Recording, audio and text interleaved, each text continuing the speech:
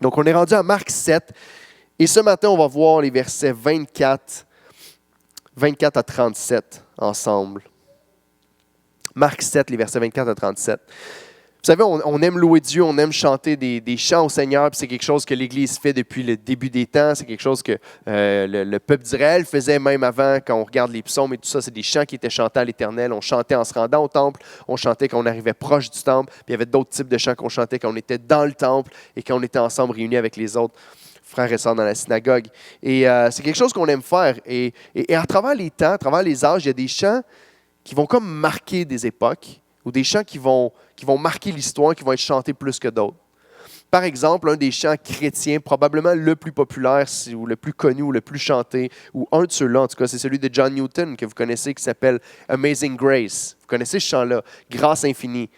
Un chant extraordinaire, un chant on pourrait le chanter à chaque semaine, à chaque fois. Mon cœur est tellement touché, particulièrement par en connaissant l'histoire de John Newton, qui était lui-même un trafiquant d'esclaves. Il ne vendait pas les esclaves, mais il conduisait les bateaux sur lesquels les esclaves étaient transportés. Et il s'est repenti envers le Seigneur de ce péché-là, puis il a commencé à travailler fort pour pouvoir mettre fin à l'esclavage. Et il a écrit un chant, lorsque Dieu l'a sauvé, qui s'appelle « Amazing Grace » et Grâce infinie, qu'on va chanter des fois en français. Et dans ce chant-là, il y a une phrase qui a été, à travers les années plus tard après lui, choquante. Puis qu'on a commencé à modifier un petit peu les paroles de la chanson pour enlever l'aspect choquant. Donc la phrase du chant dit « Amazing grace, how sweet the sound that saved the wretched like me ». A wretch like me, plutôt, il n'y a pas de ED. Mais ce mot-là, wretch, était un mot qui était choquant pour plusieurs d'entendre ça. John Newton, quand il l'a écrit, il croyait vraiment que devant le Seigneur, il était lui-même un scélérat, c'était lui-même un bandit, c'était lui-même un homme qui n'était pas digne. Peut-être en québécois, on pourrait dire que c'était un pourri devant le Seigneur. C'était un moins que rien que le Seigneur est venu chercher, transformer. Et c'est pour ça qu'il peut regarder la grâce du Seigneur en disant « grâce extraordinaire, grâce merveilleuse », parce que je reconnais que je ne le mérite tellement pas. Mais avec les années, on trouvait que le mot « wretch » était choquant, fait qu'on l'a chanté par « rescued ». Puis à la place de dire « Amazing grace, how sweet the sound that saved a wretch like me », on va chanter « Amazing grace, how sweet the sound that saved and rescued me ». On dit « Ah, mais c'est vrai qu'il nous sauve, qu'il nous rachète et tout ça, mais ce n'est pas la même chose. » Il y avait une intentionnalité dans le choix du mot. Et il y a un autre chant d'un auteur qui s'appelle Isaac Watts, qui était un puritain, un homme qui avait un cerveau extraordinaire. Si vous lisez ses œuvres, il a écrit sur la pensée, un livre complet sur la logique que j'ai à la maison, que j'ai commencé, que j'ai fermé, que je vais reprendre à un moment donné, mais c'est lourd et c'est des réflexions vraiment profondes. Mais il écrivait aussi des chants. Il a écrit un chant qui s'appelle « Alas and did my Savior bleed ». Et c'est, je vous le dis en anglais, OK, parce que la plupart comprennent l'anglais, sinon je vais vous le traduire. Mais dans ce chant-là, encore une fois, on retrouve la phrase « Alas and did my Savior bleed, and did my sovereign die? Would he devote that sacred head for such a worm as I? » Il dit « Mon Sauveur est mort à ma place ». C'est sous forme de question un petit peu en disant « Mais comment est-ce que c'est possible que mon Seigneur, que mon Sauveur soit mort pour un ver comme moi? » Et là, encore une fois, à travers les années, on a remplacé ce mot-là par pécheur. On a remplacé en disant « Sacred head for such a sinner as I ».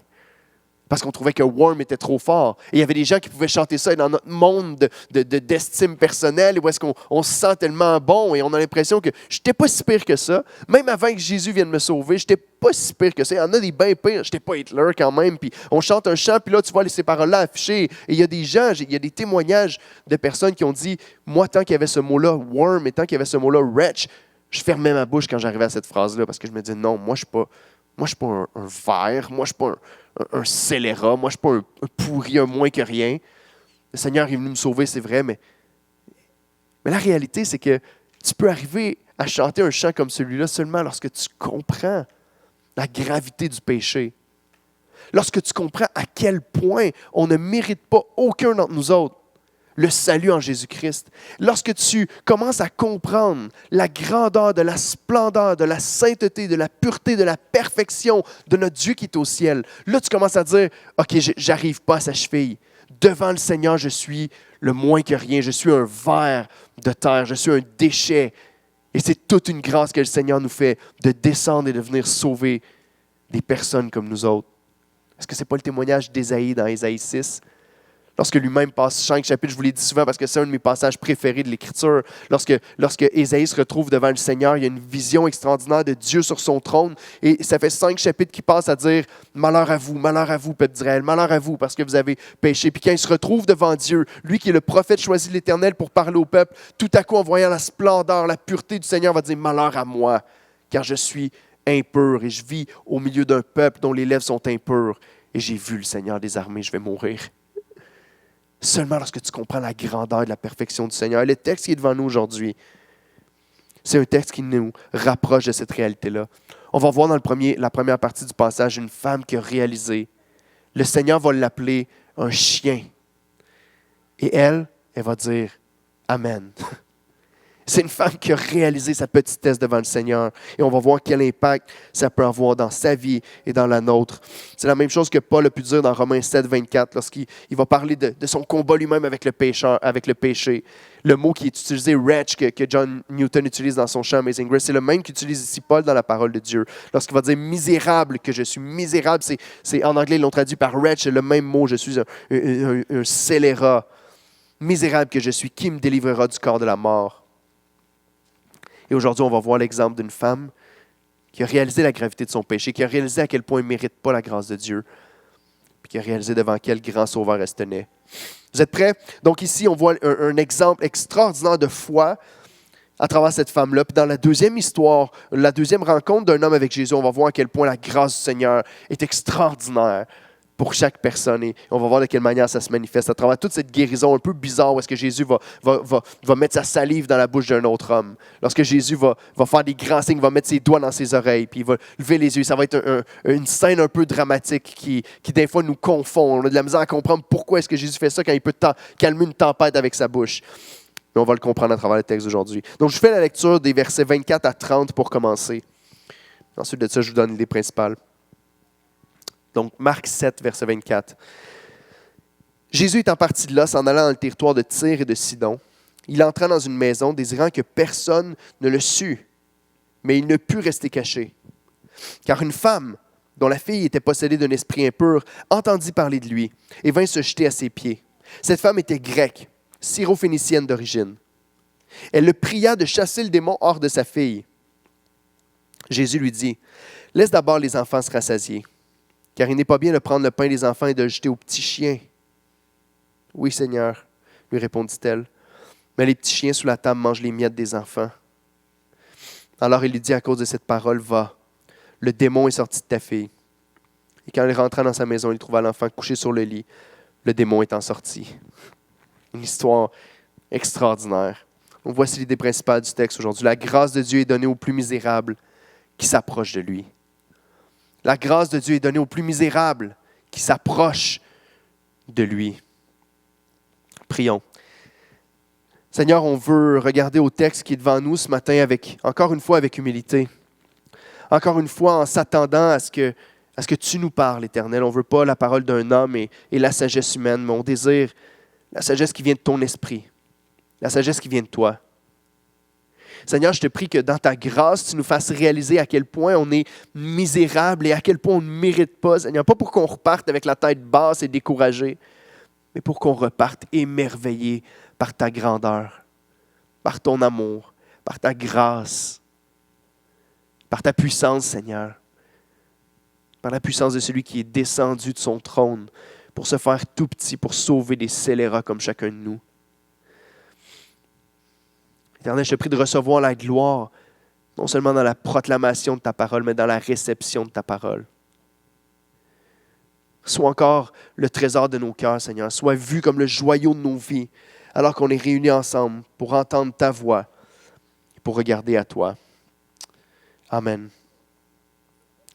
On commence l'année en regardant encore à Christ. Vous vous rappelez du contexte de Marc 7, peut-être pas tant que ça, mais depuis le début du chapitre, on voit la confrontation avec les pharisiens et on a vu ensemble comment Jésus va reprendre les pharisiens en ce qui concerne les sacrifices et les rituels et les habitudes que les pharisiens ont de faire des choses à demi-cœur. Et Jésus va les reprendre. On a vu ensemble comment que le péché, ça vient du cœur. Les choses qui nous souillent, ce n'est pas la nourriture qu'on mange, Jésus a déclaré tout aliment pur en faisant ça, vous l'avez vu la dernière fois. Mais il va dire que les choses qui nous souillent, c'est les choses qui sortent de notre cœur. Le mauvais cœur va produire du mauvais fruit. Et les pharisiens sont l'exemple parfait. Ils sont supposés d'être versés dans l'Écriture, de connaître la parole, et pourtant, ils sont en train de pécher constamment, de confronter Jésus, puis de ne pas comprendre la révélation qui est juste là devant leurs yeux.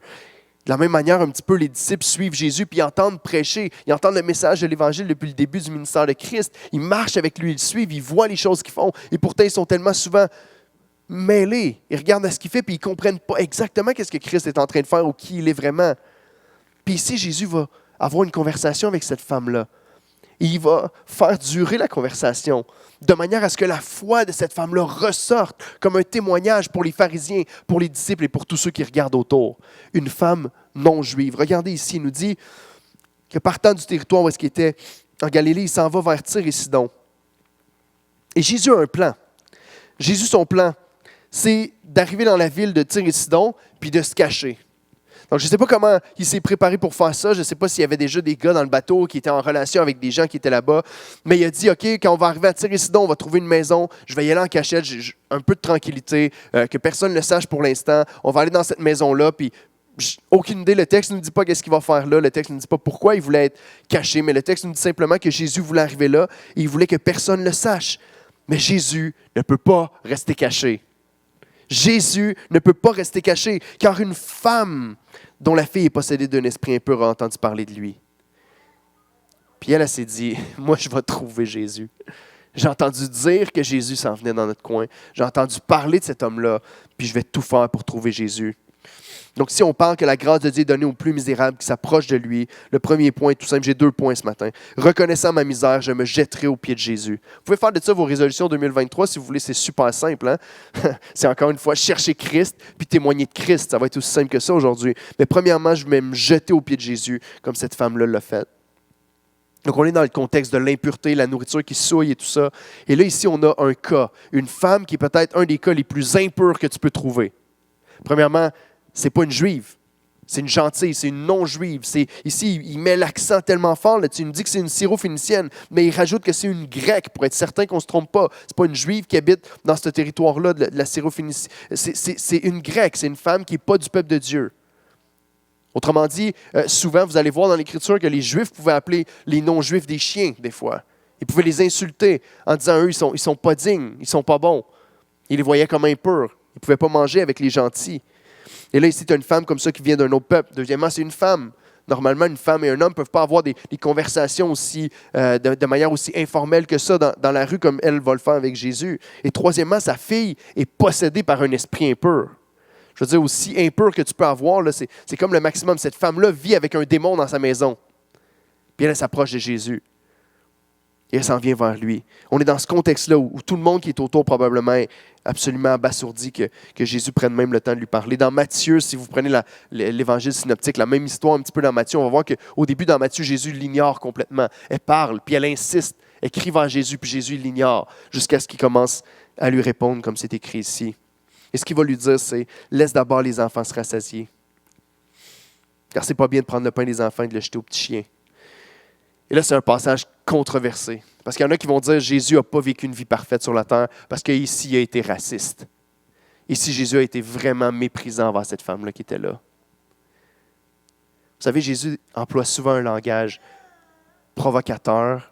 Jésus va souvent employer un langage qui va amener la réflexion et qui va faire ressortir ce qui est vraiment dans le cœur de la personne. Jésus emploie le même langage que les Juifs qui sont là. Jésus est en train de parler de son ministère, tout simplement. Lorsqu'il parle des enfants, il parle des enfants d'Israël. Jésus est premièrement venu pour le peuple d'Israël. Il est venu sur la terre pour sauver le peuple d'Israël. Et on sait depuis le début de l'Écriture, depuis les prophéties qui ont été faites, même à Abraham, que toutes les nations vont être bénies à travers son héritier. On sait ça. On sait que les nations, on l'a vu dimanche passé, ceux qui étaient là pour le message de Noël, que toutes les nations vont être bénies par ce Dieu-là qui va prendre chair et qui va venir sur la terre. Et ici, il lui dit à cette femme-là, laisse d'abord les enfants se rassasier. Premièrement, une des choses qu'on voit, c'est qu'il ne dit pas, c'est juste les enfants qui vont manger, puis toi, tu n'auras rien. Il dit, laisse d'abord les enfants d'Israël manger. Et ensuite, il dit, il n'est pas bien de prendre le pain des enfants et de le jeter aux petits chiens. Et regardez la foi de cette femme-là. Elle ne contredit pas le Seigneur. Elle n'essaie même pas de débattre sur l'idée de est-ce que je suis un chien ou pas. Premièrement, les Juifs n'avaient pas de chien dans la maison. C'est un animal qui était considéré comme souillé. Ça mangeait souvent les carcasses à l'extérieur et tout ça. Mais les gentils, eux, avaient déjà commencé l'habitude d'avoir des chiens domestiques dans la maison qui se promenaient en dessous de la table et qui pouvaient manger les miettes qui tombaient de la table. Les chiens avaient de la nourriture et les maîtres de la maison pouvaient leur permettre de manger les choses qui pouvaient tomber en dessous de la table. Et c'était un concept que cette femme-là comprenait parce qu'elle, en étant une Grecque, elle connaissait ce principe-là d'avoir des chiens qui pouvaient vagabonder dans la maison. Et Jésus lui dit, c'est pas bien de prendre le pain des enfants et de le jeter aux petits chiens. Puis elle assume, puis elle dit pleinement, elle n'est même pas en train de s'obstiner sur cette question-là. C'est vrai, Seigneur. C'est vrai, je suis juste un petit chien. Mais si seulement je peux manger les miettes qui tombent de la table. Je sais que tu es venu pour faire ton ministère auprès des Juifs et auprès du peuple d'Israël. Mais si seulement je peux avoir les miettes de l'œuvre parfaite que tu es en train d'accomplir pour eux. Une seule miette, Seigneur, va me suffire à moi dans ma situation. Je sais, Seigneur, que tu es celui qui vient accomplir cette œuvre parfaite de rédemption. Elle dit, oui, Seigneur, les petits chiens sous la table mangent les miettes des enfants et Jésus va honorer sa foi. Clairement, le but de Jésus ici n'était pas juste de la mépriser puis de l'écraser. Son but n'était pas de l'exposer comme étant une personne mauvaise ou de l'ignorer pour lui faire du mal. Jésus faisait exprès pour que cette femme-là puisse manifester ce qu'il y avait vraiment dans son cœur. Cette femme-là, elle insiste, elle persiste. Elle a une fille chez elle qui est possédée d'un esprit impur. Elle a un enfant qui est malade, un enfant qui souffre, un enfant qui n'est pas dans son bon sens. Elle a un enfant à la maison qui est incapable de comprendre probablement la réalité et ce qui est faux. C'est une femme qui est malmenée par le diable. Elle vit avec ça chaque jour. Ça devait être extrêmement pénible. Je ne sais pas si vous avez déjà vécu des situations pénibles avec vos enfants, mais imaginez si en plus ils devaient être possédés d'un esprit impur. Imaginez le trouble dans le foyer que ça fait. Cette femme-là est désespérée. Cette femme-là a dit, il n'y a rien qui peut régler la situation de ma fille à la maison. Jésus, j'ai entendu parler de toi. Et dans un territoire gentil, Jésus a été délivré à un homme qui était attaché. Vous vous rappelez de cette histoire-là de l'homme qui se blessait avec des roches, qui criait jour et nuit, qui a été libéré, remis dans son bon sens après avoir été délivré par Jésus. Elle a une fille qui est malade et elle ne va pas abandonner si facilement. Puis elle persiste. Le texte nous dit qu'elle continue le temps de verbe. C'est quand ça dit, elle pria Jésus de chasser le démon de sa fille, c'est qu'elle pria continuellement, elle insiste, elle persiste vers le Seigneur pour lui dire, s'il te plaît, guéris. Et Jésus prend sa foi comme un exemple. Il honore sa foi. Il va lui dire, à cause de cette parole, va, le démon est sorti de ta fille. Cette fois-là, il n'a même pas rencontré la petite fille. Il ne s'est même pas présenté devant elle. Il n'y a même pas eu de rencontre avec les démons. À distance, ta fille est guérie, les démons sont sortis, elle retourne chez eux, les démons ne sont plus là. Christ a délivré cette fille-là avec une seule parole comme ça. Puis elle ici, elle est comme un exemple qui nous est donné dans Luc 18, les versets 1 à 8. Vous connaissez cette histoire-là de la veuve impénitente, la veuve qui continue de demander au juge, parce que le juge va finir par lui donner, et continue d'insister. Jésus nous dit clairement qu'il donne cette parabole-là pour dire, vous devez prier sans vous relâcher, constamment. Et ici, c'est ce qu'elle fait, cette femme-là. Ici, elle reconnaît que la plus infime particule, la petite miette qui va tomber du ministère de Christ, va être suffisante pour complètement changer leur vie. Elle persiste parce qu'elle sait que c'est lui. C'est le seul qui peut faire une différence dans sa vie. C'est le seul qui peut transformer la situation de sa fille. Elle ne vient pas à demi-cœur comme les pharisiens. Elle ne vient pas à demi-cœur ou avec un paquet de doutes comme d'autres. Je ne sais pas ce qu'elle a entendu parler de Christ. Le verset 25 nous dit... le verset 25 nous dit car une femme dont la fille était possédée d'un esprit impur entendit parler de lui, elle vint se jeter à ses pieds. Je ne sais pas, on n'a aucune idée de ce qu'elle a entendu parler de lui. On n'a aucune idée de ce qu'elle sait à propos de Jésus. Mais ce qu'on voit dans le texte, c'est qu'elle est pas mal convaincue que cet homme-là peut faire une différence. Elle est tellement convaincue qu'elle se jette à ses pieds avec humilité. La manière dont cette femme-là demande à Jésus est exemplaire pour nous autres aussi. 3 choses. Elle demande avec humilité. Elle se jette aux pieds de Christ. Elle ne vient pas avec ses grands talons, comme on dit en bon québécois. Elle ne vient pas en disant « Jésus, tu as guéri des gens, puis je m'en viens vers toi, puis aujourd'hui, tu vas guérir ma fille aussi. » Vous savez, ça peut paraître ignoble pour vous autres de dire « ça ne se peut pas des gens qui feraient ça envers Jésus. » Il y a des gens qui font ça aujourd'hui même. J'ai fait partie de groupes qui priaient de cette manière-là, en disant, venez avec moi, on va assiéger le trône de l'Éternel, puis on va dire, Seigneur, donne-nous aujourd'hui, on ne te laisse pas, on fait du piquetage, puis tu vas nous donner ce qu'on réclame. Ce n'est pas ce qu'elle fait. Quand on parle de prier avec persistance, elle le fait quand même avec humilité. Elle se jette à ses pieds avec humilité. Elle reconnaît qu'aux yeux du peuple de Dieu, elle n'est pas dans la famille d'Israël. Elle n'est qu'un chien qui est à côté, qui va recevoir la bénédiction. Vous savez quoi? On est tous comme ces petits chiens-là, nous, aujourd'hui. Si notre sœur Danielle était ici ce matin, elle pourrait dire, moi je suis du peuple d'Israël, elle est juive de descendance. Mais chacun d'entre nous autres qui sommes ici aujourd'hui, on est tous des gentils. On est tous pas de ceux qui sont du peuple choisi de l'Éternel et on est de cet olivier sauvage qui a été greffé à l'olivier de Dieu. On est tous de ceux qui bénéficient de la grâce qui a été promise au peuple choisi de Dieu.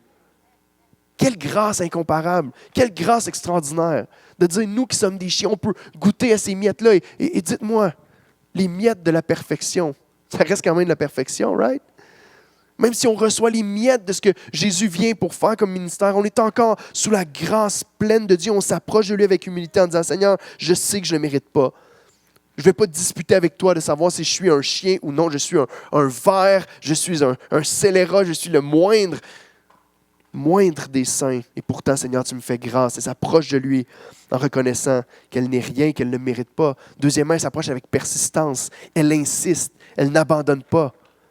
Elle reste là auprès de Jésus. Et quand elle lui donne la réponse, lorsqu'il lui dit « c'est pas bien de prendre la nourriture des chiens, des enfants, puis de le donner aux chiens », elle aurait pu dire « OK, non, j'aurais essayé ». Puis elle s'en va chez elle, puis c'est fini. L'histoire aurait pu se terminer là. Honnêtement, combien de fois vous avez fait ça dans vos vies? Combien de fois j'ai fait ça dans ma vie? Seigneur, j'ai prié pour ça. Comme Paul, j'ai prié 3 fois, puis tu n'as pas répondu, fait que je vais le laisser entre tes mains. Dieu nous enseigne.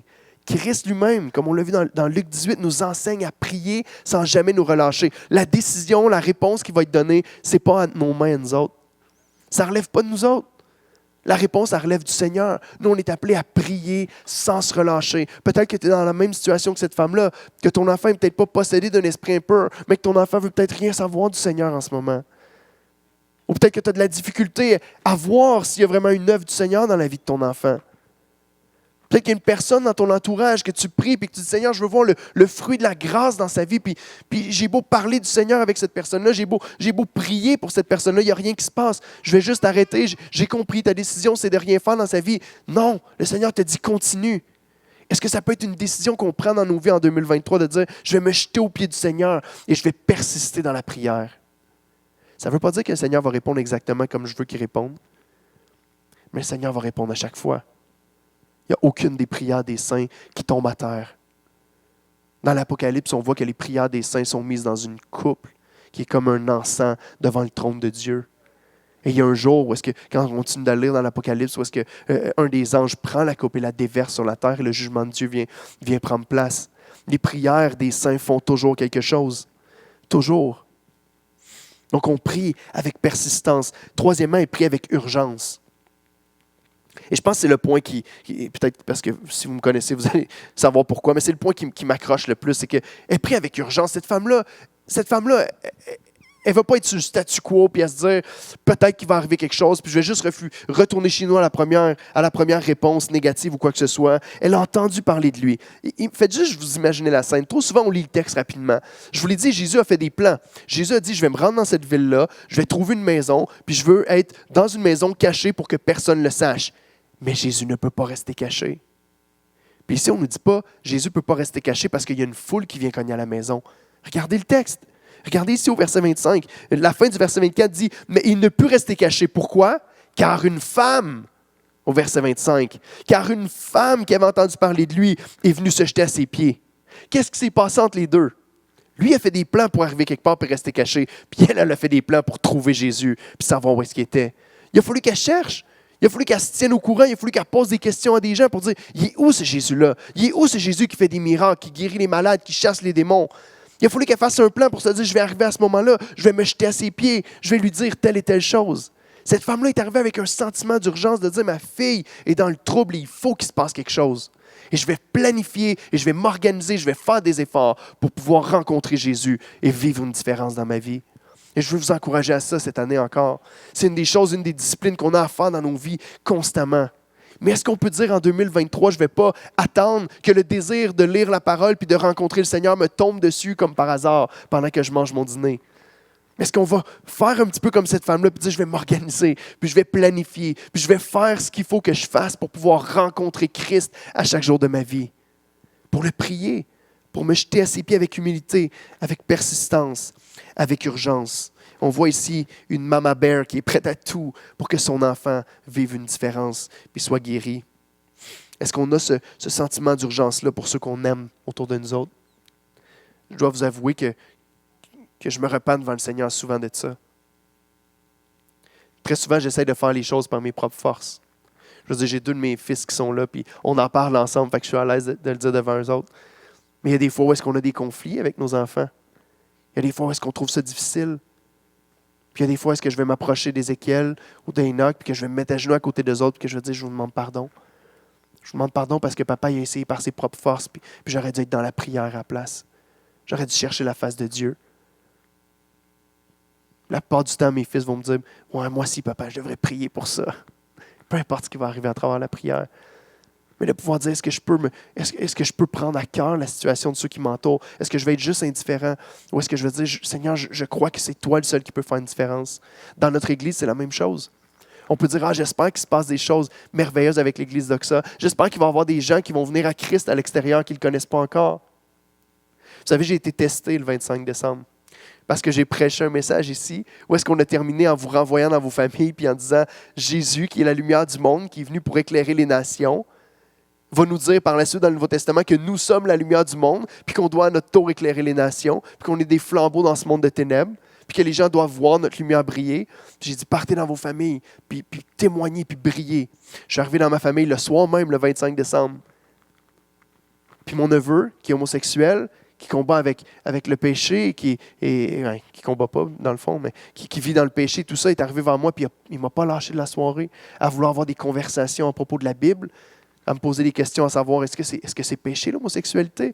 Là, il y a toute ma famille qui font semblant, qui n'écoutent pas, qui boivent leur Pepsi, puis qu'il y a comme un genre d'ambiance qui s'installe. Puis dans mon cœur, je vous le dis, la pensée est venue direct. Éric, tu peux pas te taire après le message que tu viens de prêcher un matin à l'église. J'ai eu cette conversation-là. Puis son désir a été de dire, mais à la fin de la soirée, il veut avoir une Bible. Puis tu te dis, j'ai aucune idée de ce que Dieu va faire à travers de ça. Aucune idée. Mais encore une fois, c'est glorieux un peu. Là, on dit, waouh, Éric, il se passe des choses dans ta famille. J'ai aucun mérite là-dedans. C'est lui qui est venu vers moi. C'est même pas moi qui ai ouvert ma bouche pour commencer à parler de ça. Puis quand je suis retourné chez moi, j'avais dans mon cœur de me dire, man, je prie.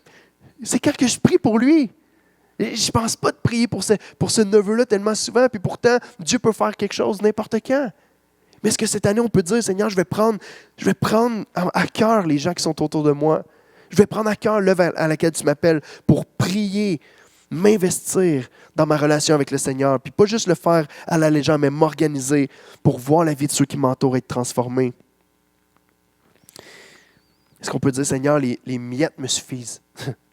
Même si je ne vois pas exactement la réponse à la prière que je t'ai demandée, je sais que tu fais quelque chose. Je vais me satisfaire des miettes, Seigneur. Je sais que je suis indigne et je vais te demander de le faire.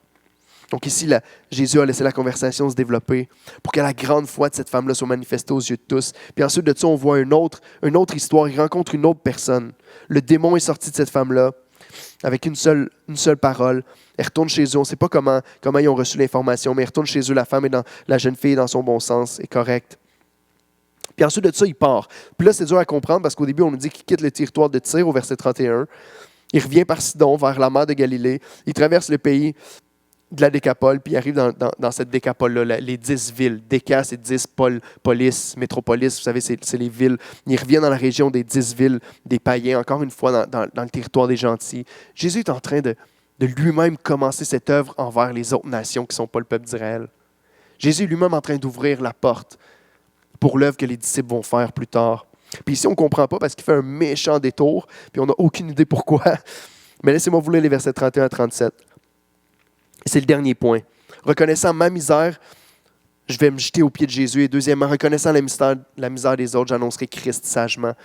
Ici, il nous dit, Jésus quitta le territoire de Tyr, revint vers Sidon, vers la mer de Galilée en traversant le pays de la Décapole. Au verset 32. On lui amena un sourd qui avait de la difficulté à parler et on le pria de lui imposer les mains. On le prit à part. Jésus le prit à part loin de la foule. Il lui mit les doigts dans les oreilles, lui toucha la langue avec sa propre salive, puis levant les yeux au ciel, il soupira et dit « Ephata », c'est-à-dire « ouvre-toi ». Aussitôt, ses oreilles s'ouvrirent. Sa langue se délia et il parla très bien. Jésus leur recommanda de n'en parler à personne, mais plus il le recommanda, plus ils le publièrent. Ils étaient dans le plus grand étonnement et disaient « Il fait tout à merveille ». Même il fait entendre les sourds et parler les muets. Encore une fois, on voit Jésus qui va dans un territoire, qui va chasser le démon d'une fillette, et tout de suite il part.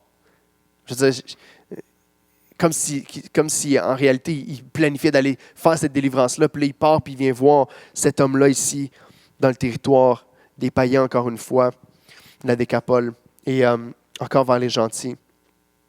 Puis c'est fascinant de voir cette histoire-là, parce que depuis le début de Marc, on n'a rien vu de la sorte. On a vu Jésus qui chasse des démons avec une parole. On a vu Jésus qui parle avec cet homme-là qui est possédé d'une légion de démons, qui va dire « sors », puis finalement les démons vont sortir comme ça. On a vu Jésus qui marche sur l'eau et qui, dès qu'il embarque et qui monte dans la barque, la tempête arrête sans rien dire. L'événement d'avant dans Marc 4, où est-ce qu'il va s'adresser directement à la tempête et la tempête va se calmer avec une parole. Il a guéri un paquet de malades avant ça. Les malades venaient vers lui, on lui amenait les malades et les malades étaient guéris. Puis là, ici, il y a toute une espèce de dramatisation. Où est-ce qu'on lui amène? Il y a des gens qui amènent des amis de cet homme-là qui est sourd, il n'entend rien, et donc il y a de la difficulté à parler. Je ne sais pas si vous avez déjà eu des amis qui sont sourds et qui essaient quand même de parler. J'avais un ami au secondaire, en secondaire 2, et lui allait à la bibliothèque avec la femme qui lui faisait les signes pour travailler, puis moi j'y allais parce que j'étais puni. Puis j'allais, pendant les pauses, j'étais avec lui à la bibliothèque, puis souvent, j'essayais de parler avec lui. Puis je trouvais ça bien drôle de le faire parler parce que ça dérangeait dans la bibliothèque. Lui, il n'entendait pas sa propre voix. Fait que là, on parlait ensemble comme ça, mais il n'était pas capable de bien prononcer les mots, mais des fois, il essayait quand même. Cet homme-là est sourd, il est incapable de parler correctement. Il a de la difficulté à s'exprimer. Et Jésus le prend à part. Il le prend, il le met de côté. Et là, tout à coup, il va faire une cérémonie qui est étrange. Il met ses doigts dans ses oreilles. Puis après ça, il va probablement, ce qu'on comprend du texte, c'est qu'il y avait toutes sortes de croyances à l'époque. On croyait que les guérisseurs, leur salive et le liquide de leur corps avaient un pouvoir de guérison. On n'a aucune idée pourquoi Jésus le fait de cette manière-là. Mais ici, il met ses doigts dans les oreilles. Puis ensuite de ça, sûrement qu'il fait sortir la langue de cet homme-là. Puis soit qu'il touche sa langue avec son doigt, puis qu'il touche la langue du gars, soit qu'il crache un petit peu sur la langue, il postillonne sur la langue de cet homme-là. C'est bizarre, hein? C'est bizarre pour nous autres. Puis ensuite de ça, avec les doigts dans les oreilles comme ça, il regarde vers le ciel, il fait un grand soupir, puis après ça, il dit « Ouvre-toi ». Puis cet homme-là, les premiers mots qu'il entend depuis tellement longtemps, on ne sait pas s'il était sourd depuis la naissance ou pas, mais les premiers mots qu'il entend depuis tellement longtemps, c'est « Ouvre-toi ». C'est la voix de Jésus qui entre dans ses oreilles. Et moi, je dois vous avouer que j'ai été mêlé avec ce passage-là pendant longtemps. On entend toutes sortes d'explications, mais vous savez, il y a des maladies qui sont plus dures à guérir que d'autres. Fait que peut-être que Jésus ici est en train de faire une cérémonie parce qu'il y a certaines maladies comme la surdité, que Jésus il doit faire plus de manigances, de formules magiques pour que la maladie puisse sortir de cet homme-là. Ou des fois, on peut penser que peut-être c'était pour le peuple, peut-être c'était pour les disciples. De dire, tu sais, quand ça ne marche pas de guérir une personne, essayez des affaires, mettez vos doigts dans les oreilles, touchez la bouche, les yeux. On a vu Élie dans l'Ancien Testament qui va ressusciter un jeune homme qui est mort, il va mettre ses yeux sur ses yeux, sa bouche sur sa bouche, son nez sur son nez. Puis, on ne sait pas, peut-être que les prophètes sont juste étranges. Puis après, on lit ce texte-là, puis on lit des commentaires, puis ça devient tellement simple de réaliser que ce qu'il est en train de faire, dans le fond, il ne le fait pas pour nous autres. Il ne le fait pas pour les gens qui sont en train de regarder ou pour lui, pour faciliter sa magie de guérison. Il le fait pour l'homme, il est sourd. Comment est-ce qu'il va comprendre qu'est-ce que Jésus est en train de lui faire, à moins que Jésus lui parle d'une certaine manière en signe? Donc Jésus est là devant cet homme-là, et alors qu'il s'apprête à le guérir. Vous savez, j'ai fait 3 mariages cette année, mais à chaque mariage que je fais depuis des années, une chose que je dis aux mariés, quand on est en train de préparer la cérémonie, c'est que je leur dis, si vous avez des annonces à faire, on les fait avant que vous vous embrassiez, puis qu'on vous déclare mari et femme. Parce qu'une fois qu'on dit « Je vous déclare mari et femme », la foule se lève, « ça crie, il n'y a plus personne qui écoute, c'est la fête ». Puis souvent, les gens ils vont sortir à ce moment-là. Fait que souvent, je vais dire, je vais faire les dernières annonces. S'il y a un cocktail ou quelque chose comme ça, je vais le dire. Ensuite, je vais dire Tu peux embrasser ton épouse, je vous déclare mari et femme, puis là, les personnes vont sortir, ça va être la fête, on va souffler des bulles, puis tout ça. Ici, c'est un peu la même chose. Jésus, il sait que dès que la bouche de cet homme-là va se délier, comme c'est écrit ici dans le texte, dès que sa bouche va se délier, il va commencer à proclamer les merveilles du Seigneur, à louer Dieu pour le miracle qui vient de lui être arrivé, puis la foule va être dans l'émerveillement. Puis c'est ce qu'on voit, la foule, j'allais dire, la foule capote, mais ce n'est pas vraiment un bon mot, mais la foule voit le miracle qui vient de prendre place, puis la foule commence à crier ensemble, il fait tout à merveille, puis il y a un élan qui prend place ici. Fait que Jésus, s'il veut communiquer avec cet homme-là, il faut qu'il le fasse avant. Puis Jésus est en train de lui expliquer, je vais ouvrir tes oreilles. Je vais délier ta langue. Puis il regarde vers le ciel pour lui dire, et c'est de là que ça vient. Ce qui prend place, c'est Dieu qui va faire ça pour toi. Il regarde au ciel et il soupire, puis ensuite il dit, ouvre-toi. C'est aussi simple que ça. Christ est en train de lui prêcher qu'il y a quelque chose de plus grand. C'est Dieu qui va venir ouvrir tes oreilles puis délier ta langue à ce moment-ci. Et cet homme-là va comprendre qu'est-ce qui lui arrive alors que Jésus va dire « Ouvre-toi » et que ses oreilles s'ouvrent. Christ, dans ce geste-là, puis dans l'action qu'il est en train de faire ici, est tellement extraordinaire et tellement plein de grâce. Parce que Jésus va s'abaisser et Jésus va communiquer avec cet homme-là d'une manière à ce que cet homme-là va être capable de comprendre qu'est-ce qu'il est en train de faire. Il ne va pas juste dire « Ouvre-toi comme ça » puis l'homme va partir. Mais il va lui communiquer, il va faire un effort pour pouvoir lui parler. Puis ici, quand on regarde un texte comme celui-là, je vous ai mis Ésaïe 35 à l'écran ici avec les versets 4 à 6, il me semble. Ah, j'ai mis 35-10, mais c'est les versets 4 à 6. OK, c'est pas 35-10. Ici, on le sait, hein, depuis le début de la série, on nous dit... Non, c'est le bon verset, Laura, c'est juste ma référence en bas que j'ai écrit le mauvais chiffre. Quand on regarde l'évangile de Marc, on le sait, Marc s'est beaucoup inspiré d'Ésaïe. Il y a beaucoup de textes d'Ésaïe qui sont cités sans nécessairement faire comme Matthieu en disant « Voici ce que le prophète a écrit ». Mais ici, Marc est en train de nous faire voir un petit peu plus encore l'identité de qui est Jésus. On termine la partie sur l'identité de Christ dans Marc. Il dit, dans Ésaïe 35, versets 4 à 6, il dit « Dites à ceux qui ont le cœur troublé, prenez courage, ne craignez point. Voici votre Dieu. » Et là, il va dire, il va arriver quelque chose qui va faire que vous le reconnaîtrez. La vengeance viendra, la rétribution de Dieu. Il viendra lui-même et vous sauvera. Alors s'ouvriront les yeux des aveugles, s'ouvriront les oreilles des sourds. Alors le boiteux sautera comme un cerf et la langue du muet éclatera de joie, car des eaux jailliront dans le désert et des ruisseaux dans la solitude. Voyez-vous la grâce de Dieu extraordinaire? Un commentateur biblique, ou plutôt un homme qui a écrit un livre qui vient nous expliquer tous les passages de l'Ancien Testament qui sont cités dans le Nouveau Testament, qui s'appelle Richard B. Hayes, a dit ceci. Il a dit que lorsqu'on lit le passage de Marc 7 ici, il dit, le lecteur qui est en train de lire Marc 7 avec cette histoire-là, qui a des oreilles pour entendre, fera une pause ici et soupirera en accord avec Ésaïe, « Voici notre Dieu ». Celui qui est en train d'ouvrir les oreilles des sourds et qui est en train de délier la langue des muets, c'est Dieu dans la chair. Donc, 2 applications et je termine. Ici, une des premières choses qu'on voit, c'est Jésus va parler clairement à la personne, même s'il est sourd. Même s'il est sourd et même s'il y a de la difficulté à comprendre, Jésus va trouver le moyen de communiquer de manière claire qu'est-ce qu'il est en train de lui faire, que ça vient de Dieu. Dieu va guérir ce que tu as en ce moment. Et depuis le début des temps, on croit que c'est la même chose. Vous savez, une des conviction profonde dans le cœur de l'homme qui s'appelle Martin Luther. Cet Allemand-là qui a traduit la Bible au complet en allemand pour le peuple. Et la conviction profonde dans le cœur de William Tyndale, qui est un des premiers à traduire la parole de Dieu en anglais, du grec et de l'hébreu. Les premiers hommes qui ont fait ça l'ont fait parce qu'il y avait la conviction que la parole de Dieu est claire pour tout le monde.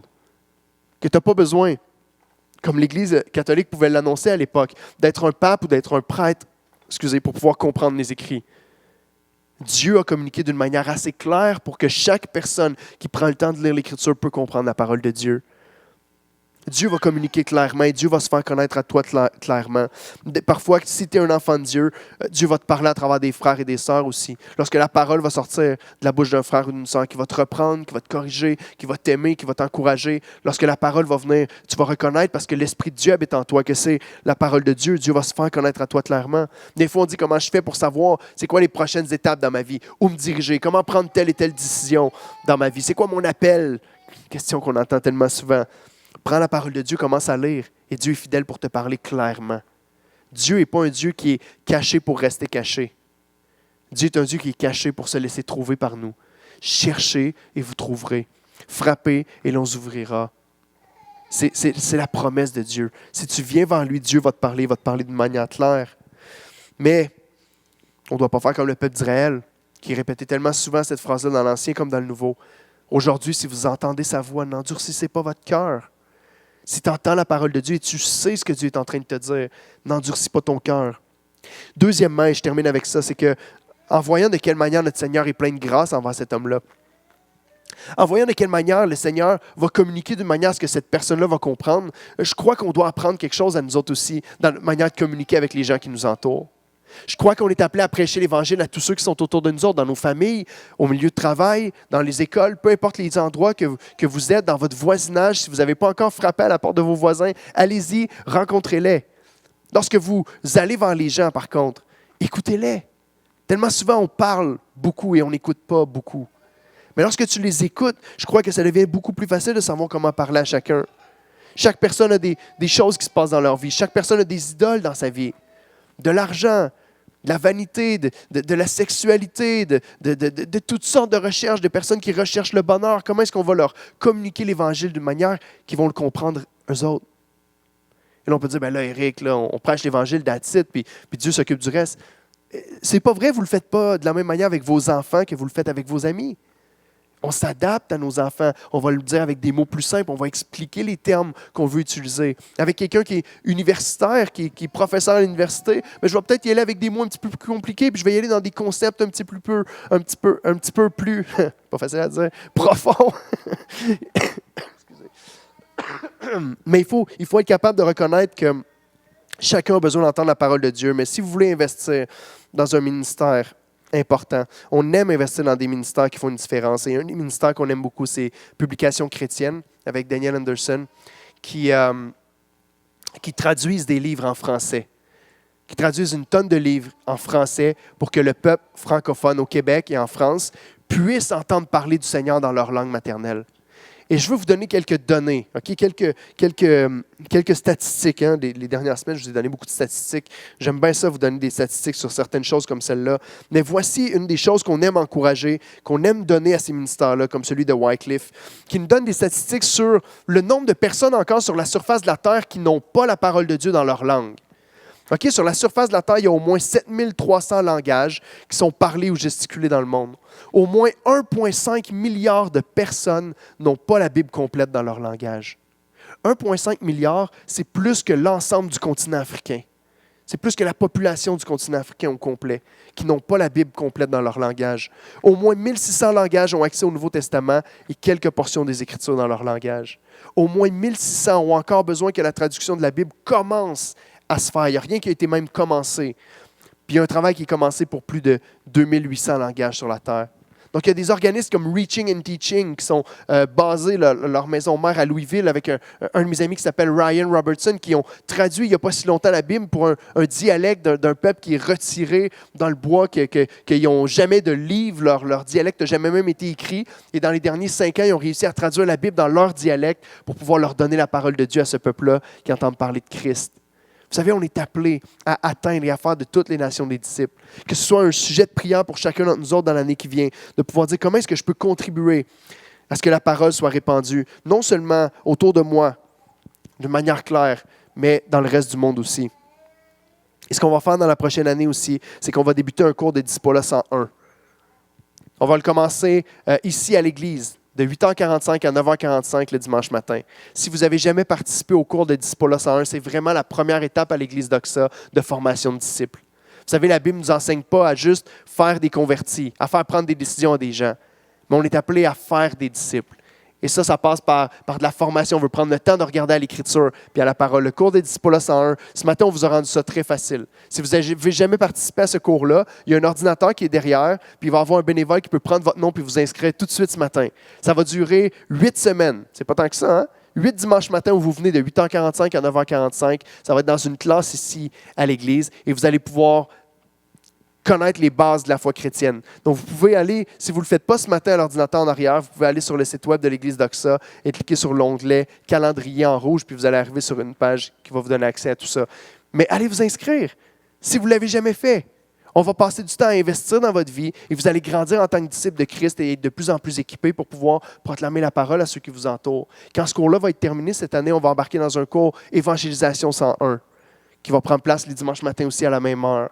Où est-ce qu'on va essayer d'équiper le plus possible chacun des chrétiens à savoir comment est-ce qu'on partage la foi chrétienne aux gens qui sont autour de nous autres. On ne veut pas être une église qui est stagnante et qui espère que, comme par hasard, les gens vont devenir matures dans la foi. La Bible nous enseigne que les pasteurs, les docteurs, les anciens ont été donnés à l'Église pour l'édification de la foi commune en vue de l'œuvre du ministère. Et donc, on veut vous équiper dans ce sens-là. Donc oui, la grâce de Dieu est donnée aux plus misérables qui s'approchent de lui. Mais dans cette phrase-là, la partie qui s'approche de lui est très importante. Approchons-nous de lui pour recevoir la grâce de Dieu autant convenable. Que cette année soit une année où on se délègue de Christ, où on fait des efforts pour le chercher de toutes nos tripes, puis où est-ce qu'on se fait violence à nous-mêmes pour pouvoir parler de lui à ceux qui ne le connaissent pas. Amen, Église, prions ensemble, puis on va chanter un tout dernier chant. Éternel, notre Dieu, tu es un grand Dieu. Quand on pense même au simple fait que Dieu le Fils, qui reçoit l'honneur et la gloire au ciel, soit descendu sur terre, pour revêtir l'humanité, pour se rabaisser à notre niveau, pour s'unir à la chair humaine, pour nous libérer. Seigneur, mon cœur s'élève en adoration. Lorsque je comprends que tu as fait cet effort-là, que tu as parcouru la distance, que tu es venu mourir à ma place sur la croix pour échanger ta justice avec ma condamnation, pour me donner la vie éternelle, pour me permettre de connaître Dieu, d'être réconcilié avec le Père. Seigneur, je te prie que ce matin encore, on puisse être tellement encouragé dans notre foi, de voir comme cette femme-là qui a eu la foi, qui s'est jetée aux pieds de Jésus, en croyant que même s'il n'était pas du peuple de Dieu, même s'il était considéré comme un petit chien, que la grâce était pour elle aussi. Je te prie ce matin que chacun de nous ne puisse pas se priver de ta grâce. Seigneur, qu'on puisse se jeter à tes pieds, te chercher, faire des efforts pour être proche de toi en 2023. Pour te rencontrer, Seigneur, et te prier, intercéder pour les gens qui nous entourent, qu'on aime. Je te prie qu'on ait cette urgence-là, mon Dieu, de s'approcher de toi, puis de croire que tu peux et que tu veux faire une différence dans la vie des gens qui sont autour de nous et dans notre vie. Seigneur, rends-nous courageux et donne-nous un amour qui ressemble à celui de Jésus, pour avoir la grâce de communiquer à ceux qui nous entourent d'une manière à ce qu'ils comprennent l'Évangile. À pas juste lancer comme ça la semence sans trop faire attention, mais à prendre le temps de parler, de les écouter, de leur présenter Christ de la meilleure manière possible, Éternel, pour t'honorer. Donc vois ton Église, Seigneur, et sers-toi de ton Église encore cette année. Comme tu nous appelles à être la lumière du monde, Seigneur, envoie-nous pour qu'on le soit vraiment. Merci pour ta grâce dans nos vies. Merci pour ton amour. C'est en Jésus-Christ qu'on te prie et qu'on met toute notre confiance. Amen.